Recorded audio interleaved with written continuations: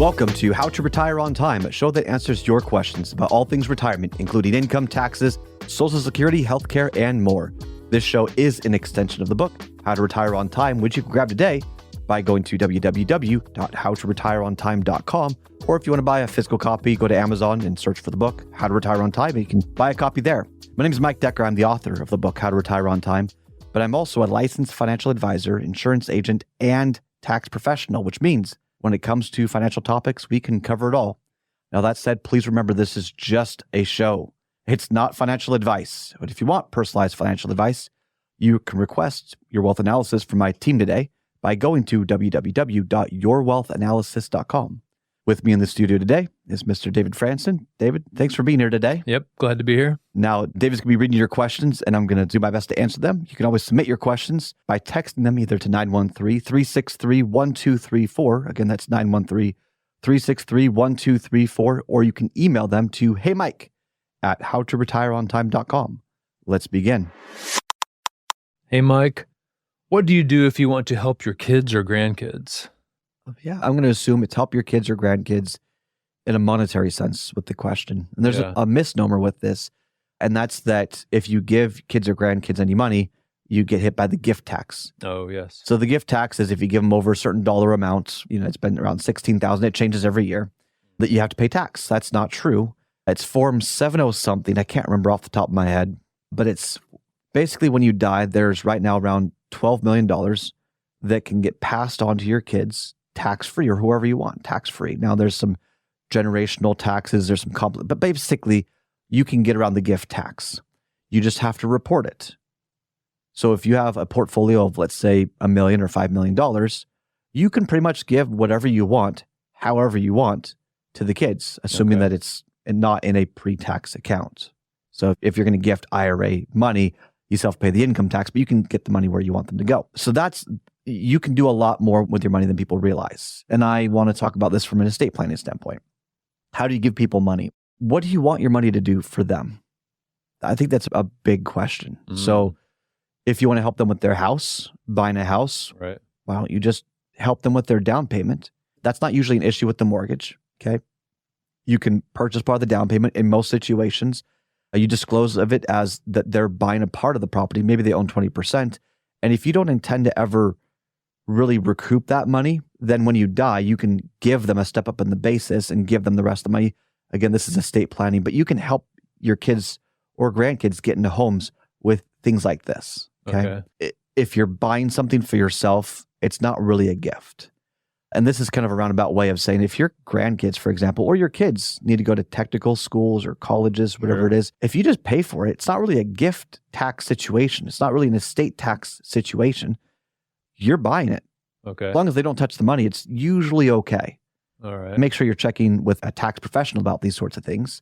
You don't mess with the IRS. You follow these things by the law, by the code. There's code plans. There's 529 plans. There's a number of different ways that you can get money to your kids' hands to help them get to the next level, whether it's getting into a house, getting an education, getting them a skill set, things like that. So, I mean, the question is, what do you want your money to do for you? And if you give, is it going to hurt you, or is it not a big difference? Okay. I mean, no one really wants to become the richest person in the graveyard.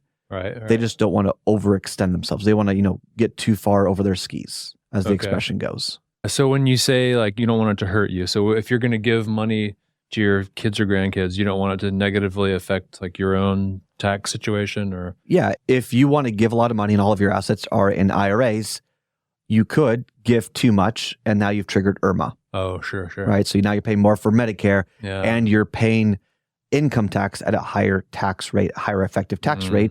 So you're getting less out of your money, and you're creating more expenses along the way. Yes, because when you pull that money out of the IRA, that's when it's taxed, and it becomes income, right? Yeah, so it depends on where the money is and where it's going. This is legacy planning. This is beneficiary planning. This is how do you get your money to where you want it to go efficiently. Sure. The answer is rarely just move it over and, it is what it is. No, there are ways to get around these sorts of things. A lot of different strategies. When you think about giving to, let's say, grandkids. I know you don't have grandkids. Where does your mind go in setting up kids or grandkids?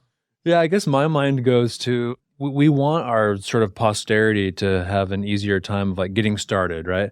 Like, oh, they go to college and they accumulate a bunch of like student debt, or maybe you want to help them avoid student debt altogether. Okay, so let's dive into the 529 plan. Yeah, because let's do that. that's where it goes. The 529 plan, in simple definition, because you're not listening to this show to get a Google definition of 529 plan. Right, Okay. right. Basically, the idea is, hey, let's try and boost some tax-free benefits so you can put money into a 529 plan. It can grow tax-free. It can pay college expenses tax-free or qualified expenses tax-free. It's intended to help not disrupt your personal finances, not create tax issues, and help kids with these tax benefits. Okay, that's the intention. Do I have a 529? So I have a kid. Yeah. And by the way, if I seem a little tired, my daughter was born 3 days ago. Yeah, all right. Congratulations. Thank you. So this is very much a topic on my mind and my wife's mind. Yeah. I mean, I've got my Diet Dr. Pepper here, a little caffeine to help boost along the way. But I've been asked the question, hey, you're in finance. How are you going to support your kids? And the first thing I say is I would not do a 529 plan. Tell us why. Yeah. They are heavily regulated. I can't manage my own child's 529 plan, and I'm a professional money manager. That bugs me. Yeah. Okay, And so in what way can you not manage it? What do you mean by that? If I put it into a 529 plan, there are certain portfolios that you can pick that are managed. Oh, so right. On an oversimplified average in the state of Kansas, the portfolio averages around like, what, 6 point something percent. Yeah. Mediocre returns at best. Yeah. Okay. Because my daughter was just born. She's going to go to college or trade school or whatever it is in 18 years. She could afford in the 529 plan, in my opinion, to take more risk. Taking more risk. If we just put in large cap stocks, so like think of the S&P 500, have averaged over 10% year-over-year growth. So why would I want to do some arbitrary prepackaged plan that I have no control over? Yes. And the idea was to make it simple so people who don't know what they're doing or don't have financial experience can get kind of this template cookie cutter situation with low fees. Like I get why the state did it. Yeah. I'm not upset that they did it this way. I'm upset that those who do know can't get in there and maybe have a little bit more flexibility. That bugs me. Right. But a let's say 6.1, 6.2% average return, I don't think is competitive at all, especially when there's restriction on what you can spend. What if my daughter, who was just born, wants to be an entrepreneur? The 529 plan is basically worthless at that point. Right. Because you can only use it to pay like tuition and certain expenses. Okay. And yeah, if it's not done, I could kick it to another kid, or there's certain things you could do with it, but it's really intended. The best case is to use for that. Yeah. That bugs me. So here's what I personally do. And I do have clients that do this for their kids and grandkids as well, but I fund them a life insurance policy. Now, hear me out. There's multiple layers in why I personally believe life insurance is a more appropriate way to go about this. It's all about flexibility. Okay. Chronic disease is a huge issue and it's growing. And we are, I know I'm drinking soda right now, but we're pretty healthy overall. Okay. Sure. We cook at home, whole foods, very much vegetables. We have studied how to cook vegetables. So we're not eating them out of a can, like we're actually cooking them. So we are very nutrition focused. We exercise regularly. We have a gym here at the office just so I can move. We're very health conscious. Yeah. But chronic disease is an issue. I'm not going to spout off the statistics, but kids are getting more and more sick. I don't want my child's sickness. I will do whatever it takes to make sure my child can heal. But if she gets sick, or any child, I have a son as well, if they get sick, I want to be prepared for that.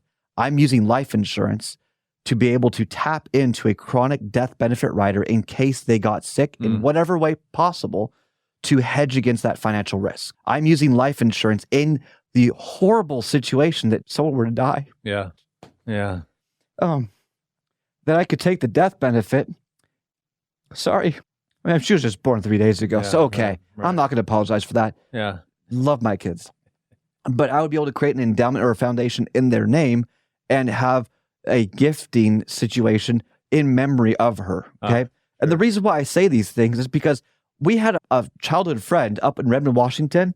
The son died from cancer at a young age. He never got to live his dream of even doing baseball. So there's a statue in memory of him and there's a foundation. Like, it was done correctly. Okay. They just happen to have these things set up.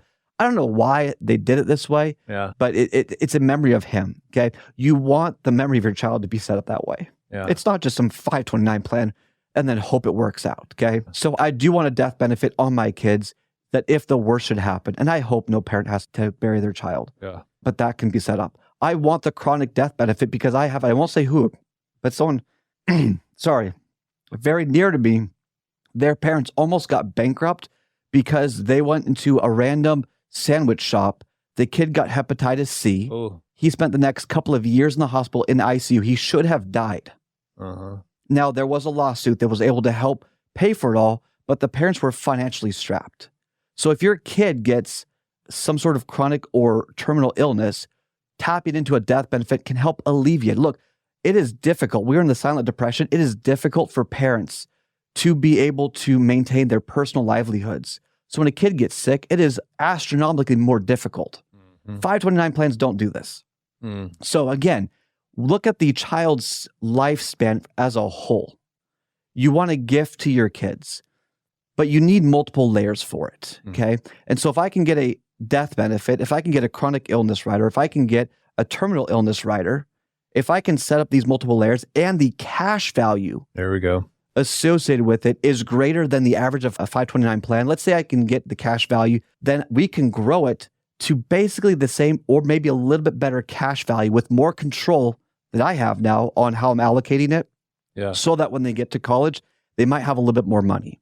And so once that cash value has grown over the now almost 2 decades. Here's what I'm doing. I'm going to borrow against the policy, borrow against the cash value to pay for most of the college. I do believe they need to pay for some of it, whatever it is. You got to have skin in the game. Students that pay for a part of their college statistically do better in school than those where it's completely paid for on their own. So it's important to have skin in the game. But then I want a little extra to help them with their down payments. Now notice, I own the policy, but I'm paying for these things. So it's not a gift tax situation.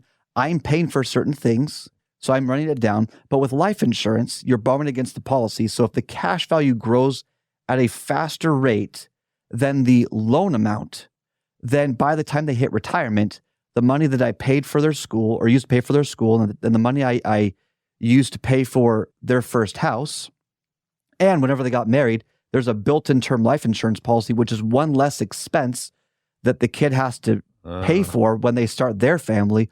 All of that is baked in for their entire life. And then at the right time, I then fill out Form 709. I gift them as a part of my estate tax.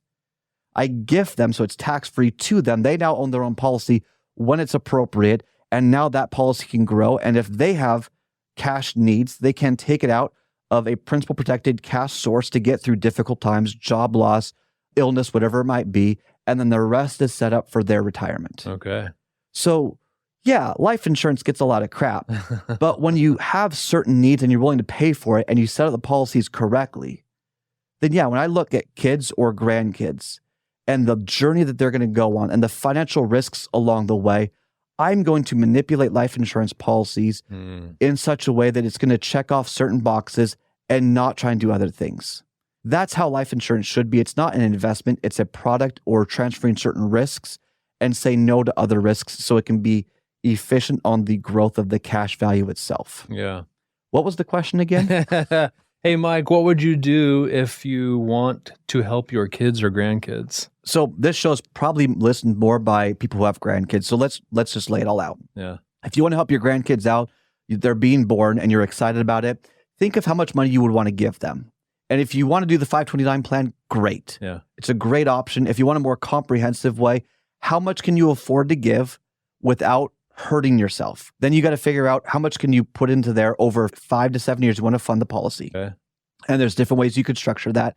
You got to commit to it though, okay? Because you have to make these equal payments or else it's a taxable event. You want to avoid that. The parents of the children have to have term life insurance that is at least twice the death benefit that your kids are going to have. Look, this stuff gets complicated, but you can structure it all in a way that you can put the funds into the name of the child's life insurance and then help fund them with all of these different things along the way. It is a very complex thing to do, but when you look at the overall benefits of what they can get and the financial risks that you're basically transferring to an insurance company, it might make sense in your situation. It's all about structuring the policy correctly. That's all the time we've got for the show today. If you enjoyed the show, consider subscribing to it wherever you get your podcasts. Just search for How to Retire on Time. Discover if your portfolio is built to weather flat market cycles or if you're missing tax minimization opportunities that you may not even know exist. Explore strategies that may be able to help you lower your overall risk while potentially increasing your overall growth and lifestyle flexibility. This is not your ordinary financial analysis. Learn more about Your Wealth Analysis and what it could do for you regardless of your age, asset, or target retirement date. Go to www.yourwealthanalysis.com today to learn more and get started.